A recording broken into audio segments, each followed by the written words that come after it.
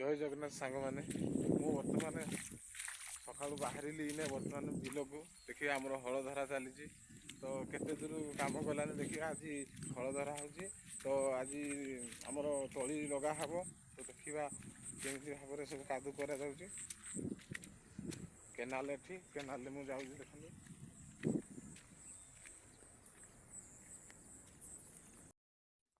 Finally ଦେଖିପାରୁଥିବେ ତ ପହଞ୍ଚିଗଲି। ହେଲେ ଆଜି ବର୍ତ୍ତମାନ moi ମରା ହେବ। ହେଲା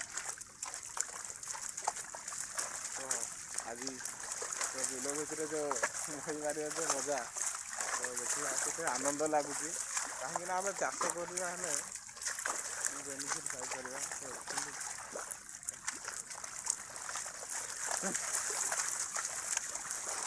ଆଜି ପ୍ରଥମ ଥର ମୁଁ ଆଜି moi ମାରିଛି। ତ କେତେ ଆନନ୍ଦ ଲାଗୁଛି, ଖୁସି ଲାଗୁଛି ଦେଖନ୍ତୁ।